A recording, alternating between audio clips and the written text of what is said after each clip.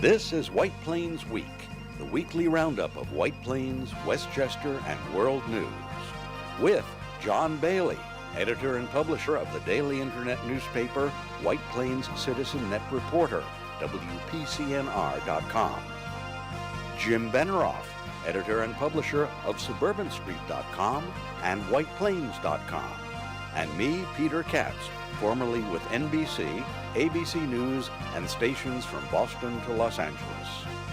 White Plains Week, what's happening, who are the newsmakers, what's in store for the future. The views and opinions expressed on this program are solely those of the participants. White Plains Week is presented on Optimum Cable Channel 76, Verizon Fios Channel 45, and on the internet at whiteplainsweek.com, youtube.com, and wpcommunitymedia.org. Now, White Plains Week. Good evening, Mr. and Mrs. White Plains, Westchester, and the world. John Bailey, White Plains Week, the City News Roundup show. And we wish everyone, as we're getting into the full tilt holiday season, a happy holiday period, right? Yeah. Of all faiths. Merry Christmas, Absolutely. Happy Hanukkah, Happy Kwanzaa, and anything else. Yes, and I'm joined, as always, by Jim Benerofe of SuburbanStreet.com, the Dean of Journalism in the City of White Plains, and Peter Katz, the anchor for all seasons. And Jim, headlines, please. And here are the stories for the week of December the 8th, 2017.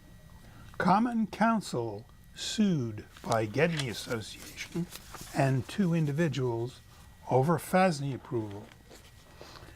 Democratic members of the Westchester Board of Legislators seek to increase County Executive Astorino's proposed 2018 budget by 2%, claim budget is out of balance, increases fundings for social agencies and others. City and village governments and school districts across the county face sharply rising expenses in pension contributions, salaries, healthcare costs, construction needs in creating their 2018 budgets. Paul Feiner, Greenberg Town Supervisor, requests Governor Cuomo to pass legislation to allow Westchester residents to pay 2018 property taxes in 2017 to limit $10,000 limit on property tax deductions. Approximately 150 protesters rally at White Plains Republican headquarters to protest Trump tax reform bill. Peter Katz will have his continuing roundup of Trump the President, examining the Trump tax plan, environmental decision on Utah, and the decision to move U.S. Embassy from Tel Aviv to Jerusalem.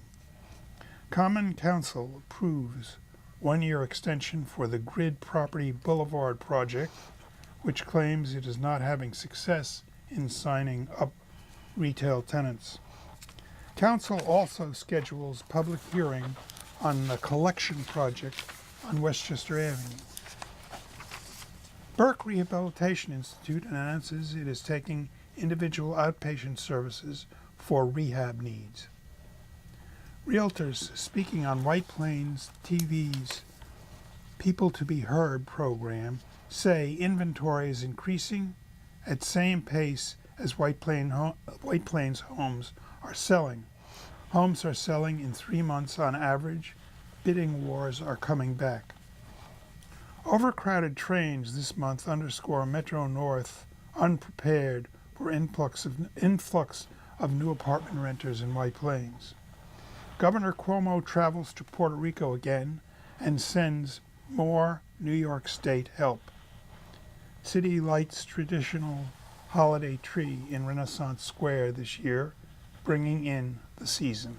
Thank you, Jim. And we'll go to the real news, real marcher time, and we see that tree last night as it was it was a lit up Sunday evening, and it's red. It almost looks like Rockefeller Center there, Peter. Isn't that great? I mean, it really is pleasant, and the decorations really a nice job. And what do you think, Jim? I think it is really Yeah, it's nicer than being there than over at Tibbetts, because there's no parking over at Yeah, Tibbetts it's at all. very attractive. You know, Yeah. I mean, it's a centerpiece for downtown. A nice job, and that is one way you can sort of celebrate White Plains, is going down to look at the tree.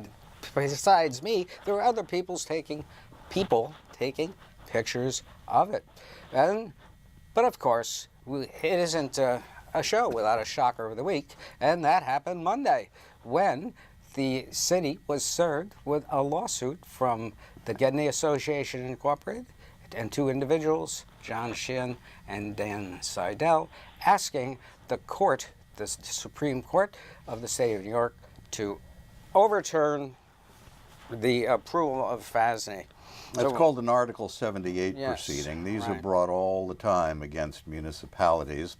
And basically what the complainants say is that the municipality acted incorrectly when it took a certain action. And so in this case, they're arguing that the Common Council acted incorrectly by approving the French-American School project. Right. And they would like the court to step in and overturn that action. Right. The crux of it is this little paragraph in which they are saying that by approving it, they violate the covenant back in 1925, governing transfer of the property over the years, saying that the covenant forbids institutions from doing the property. Right. It's a deed restriction, Yes. also called a covenant. And what is supposed to happen typically is that when there is a deed restriction, whoever buys the property in looking at the records becomes aware of the fact that there is a restriction of some sort on the use of the property. In this case, the plaintiffs claim that the deed restriction does not allow institutions to use that property. In this case, they consider a school to be an institution. True, and they also are attacking the approval because they say it approves segmentation of the property. Now, the New York State environmental regulations prohibit what's called segmentation. That is, if you're going to review a project, you have to review the project as a whole. You can't carve it up into little segments and review each segment individually in an effort to try to avoid looking at the totality of environmental impacts of any given project. Yeah. So they're arguing that in this case the council allowed segmentation. Yes, which and say they is not used allowed. Nadine Hunt Robinson's own public statement in the council meeting as evidence that the city is admitting that Now, it's what is significant is that it appears, at least from the filing, that they're looking for a fairly rapid review of this by the court. They're looking for possibly a 2-month window Yes. to have the court to make a decision on this. Interestingly, though, even if the court does decide on this quickly, you still have an appeals process, Yes. which can take a longer amount of time. So and we will deep see. pockets. And deep Deep pockets. Depends pockets. upon who has the deeper pockets. Yeah. That's true. Jim, what do you think? Have you ever had any experience with segmentation disputes? I haven't, but I think that the issues that are going to come up, for one thing, it's been 7 years and they're doing this. The review, you mean, the 7-year review of this Yeah. project since they first applied. You know, if the covenant wasn't introduced at a much earlier time and these guys were aware of it, then they should have done something about it then. And I think that's, you know. There's a Hey, lot of issues, but I think this is an important case because if the judge does throw out the approval, then that really gives the developers pause in any project where they want to.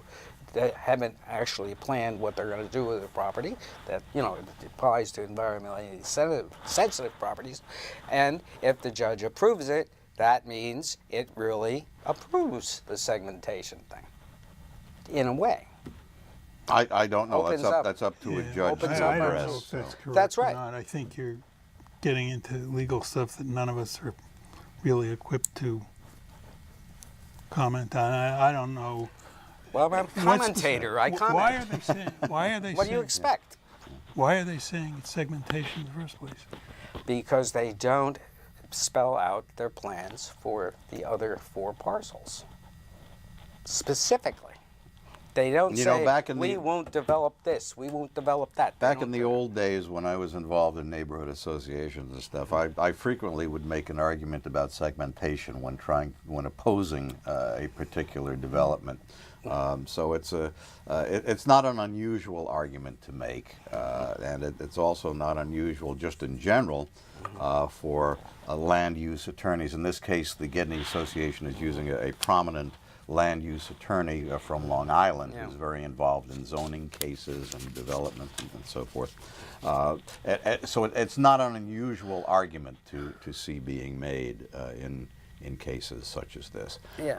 There are a lot of arguments being made right now as we're recording this, actually, over something which is going to affect everyone if it goes through That's the way right. it And there may was go a through. protest about that. Indeed. The House and Senate conferees in Washington right now are trying to sort out the differences in the House and Senate versions of the Trump tax bill, and the pressure is growing for the Republicans in the White House to stop trying to sell this as a middle-class tax cut, which it is not. And I understand from within the Republican House membership, pressure is growing to restore some of the deductions taken away from the poor and middle class, like real estate taxes, mortgage interest, and local and state taxes. Now, there are 10 Republican House members from California, which would be devastated by the bill as it now stands, as would New York State, who supposedly are threatening to vote no, which would kill the bill.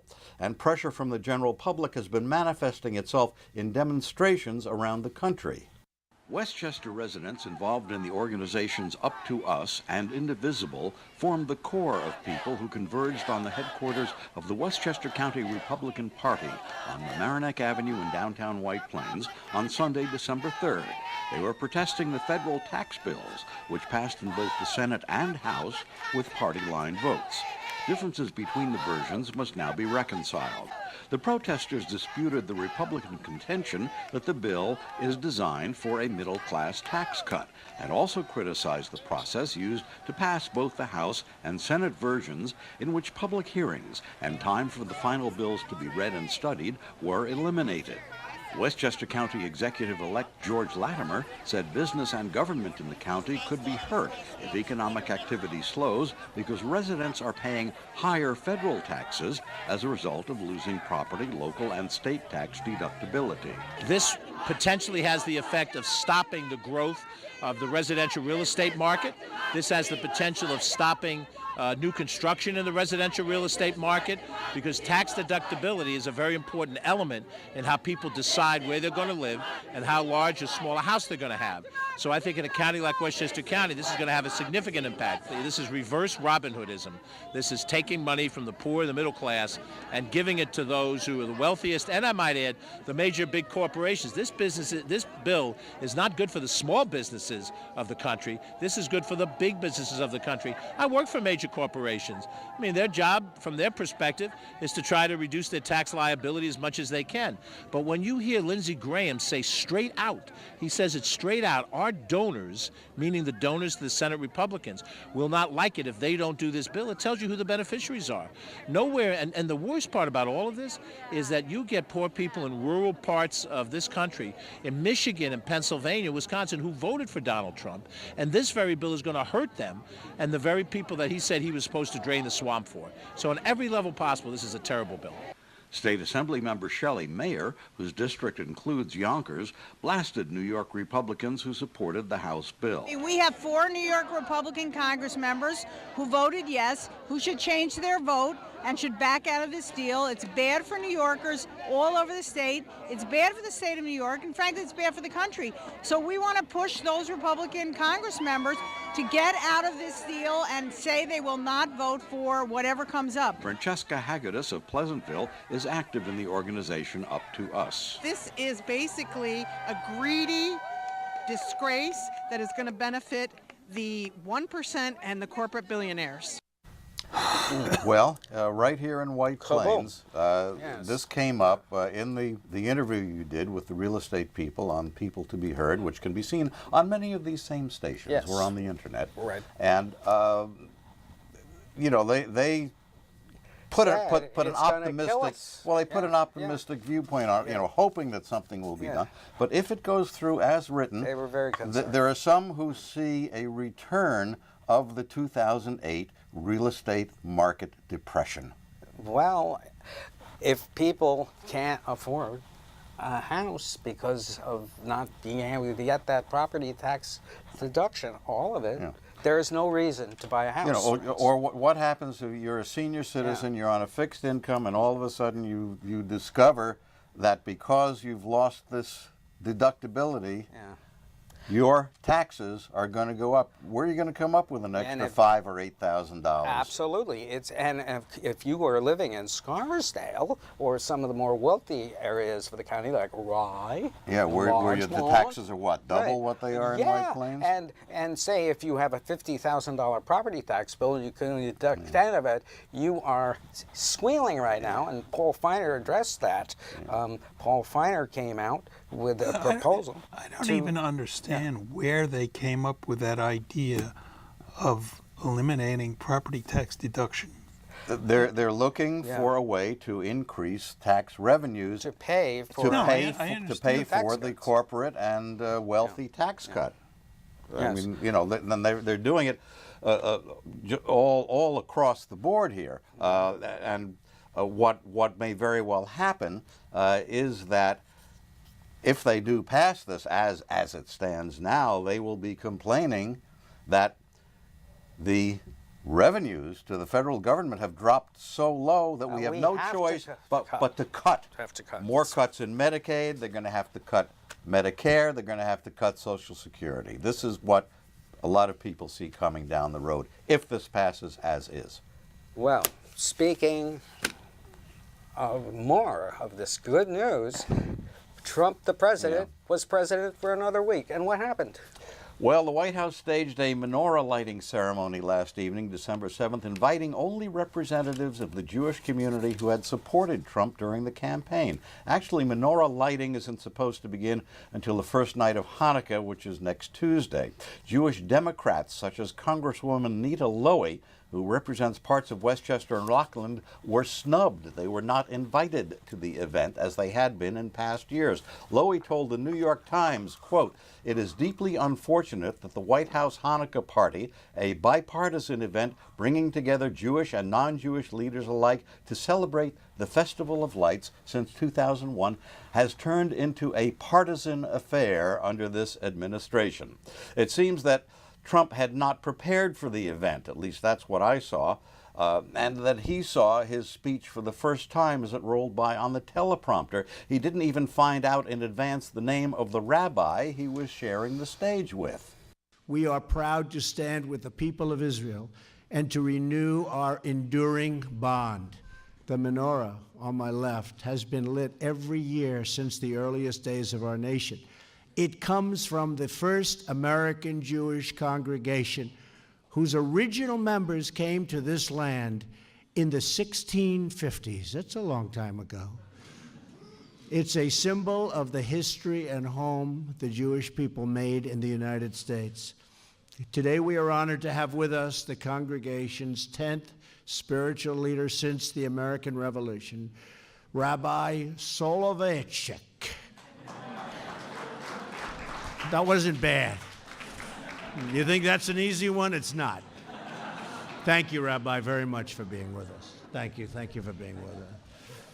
We're also, but he's so happy with yesterday that he doesn't care if I get it exactly. May you all have a truly blessed and happy Hanukkah. God bless you, and God bless America. Thank you.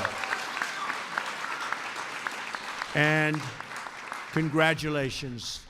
Big day, big event, very important. Congratulations to everybody in the room.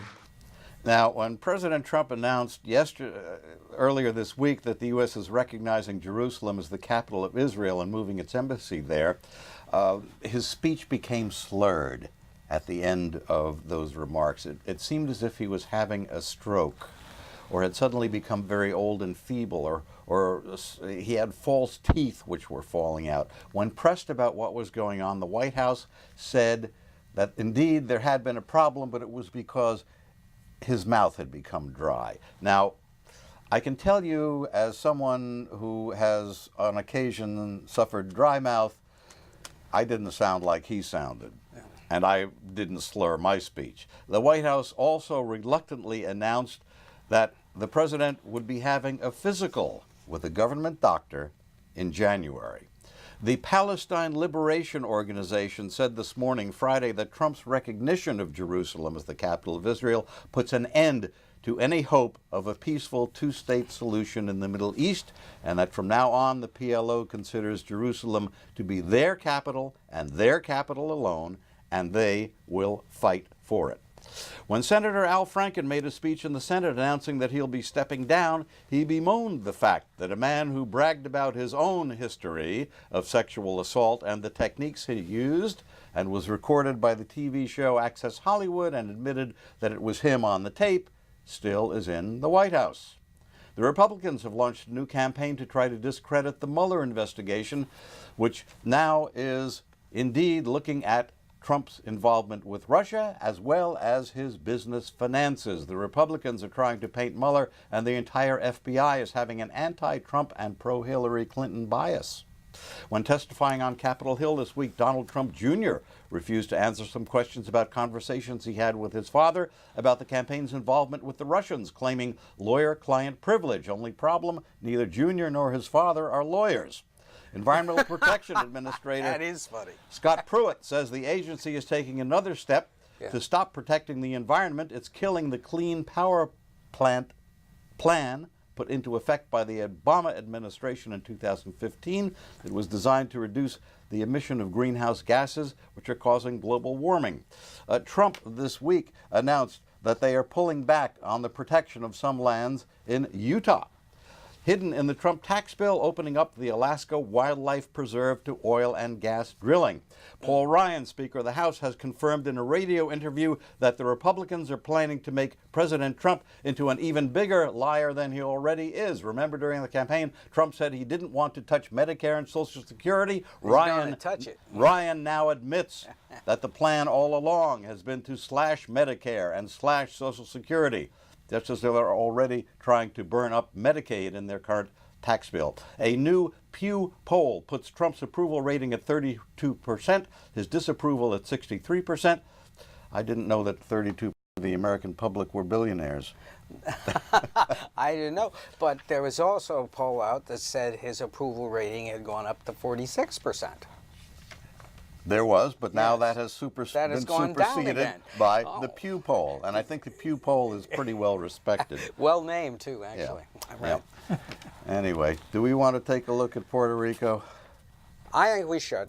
I think so, too. You don't hear much these days about the hurricane recovery effort, whether it's in Texas or Florida or not one word recently at all in Washington about the U.S. Virgin Islands or Puerto Rico, for that matter. But Governor Cuomo made another trip to Puerto Rico last weekend, meeting with Puerto Rico's Governor Ricardo Rossello and San Juan's Mayor Carmen Yulín Cruz. He announced that 1,000 community water filtration systems will be distributed in Puerto Rico. So far, New York has sent more than 2 million bottles of water to the island, 1 million in critical medical supplies. And there are state troopers, National Guardsmen, helicopters, Port Authority and Power Authority experts, even a couple of drone pilots from New York State working on storm relief. Here's a bit of what Cuomo said. I was just with 500 power workers, utility workers who will come down from New York with over 300 trucks to help get the power back on. That's the good news, 500 workers. There are so many utility workers in Puerto Rico that I'm afraid the lights may go out in New York. That's how many utility workers we have here. But it's our pleasure, and we've been sending medical personnel and National Guard and police, and we have over 55,000 pounds of donated goods coming every week from people all across the state of New York. Everybody wants to do everything that they can. Unfortunately, I don't feel that the federal government has been as responsive, and it hurts me to say that. Puerto Rico deserved a better, more efficient, more effective response from the federal government, but it's never too late. Never too late, but I mean, I believe that last count there are 100,000 Puerto Ricans who have migrated to Florida. Correct. And That's the latest figure I had seen. And yeah. where are we going to house these folks? What jobs will they have there? It is a crisis created by FEMA fumbling. Interestingly, the mayor of San Juan said that these people who were going into Florida from abandoned Puerto Rico for Florida are going to end up voting in Florida. Yes, well, I hope they do, because somebody has to put a stop to this madness that is gripped the country, and it is madness. So what's going on with the budget and the the county, Democrats, legislature? if we have a slide of Benjamin Boykin chairing a hearing last Monday, I believe, for comments on the budget, and the first person there actually said something that I thought was fascinating. She said that when she was really in need of help because her parents died, that she went to 15 agencies, county agencies, and they all referred her elsewhere. So that stunned me. That was, I think, probably the most important thing said at that hearing. What are these agencies doing if they can't help people? Yeah, well, this is the budget that was prepared by outgoing county executive Astorino. Exactly. And so the Democrats now in the legislature would like to see the budget expanded somewhat. Yes, 2%. They want to up it 2%, and they were thanked a lot during that hearing from private agencies that depend on county funding. But on the other hand, one really wonders if it's the right time to do this without knowing what the tax impact is going to be on residents from this tax reform. You know, I just don't think it's right. And Paul Feiner came up with an idea, as I mentioned earlier, Jim, that in order to prevent the tax horror, so they can still deduct some of your tax payments. That Governor Cuomo, devise a law with the legislature within the next week or so to allow property taxes for 2018 to be paid in advance. Right. So maybe they can extend it to 2019. You could, if they do this, you set up a deposit account, okay? Yeah, so you pay taxes in advance and you let them draw down from your deposit account, and therefore you can still deduct it in 2017. It's very helpful if you have to pay $30,000 more property tax, as some houses Make your house a business. Rent it to yourself. That's the interesting thing. Businesses, corporations, they get to deduct property taxes and state taxes as business expenses. Well, we have to deduct ourselves right now because we are out of time on White Plains Week. John Bailey, Jim Benerofe, Peter Katz, good night for White Plains Week. This has been White Plains Week, news and commentary about White Plains, Westchester, and the world. The views and opinions expressed on this program were solely those of the participants. White Plains Week, produced by White Plains Citizen Net Reporter, and presented on Optimum Cable Channel 76 and Verizon Fios Channel 45.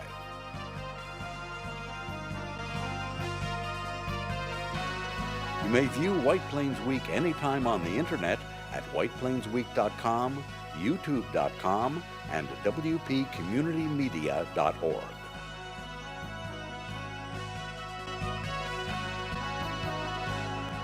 For White Plains Week, this is Peter Katz speaking.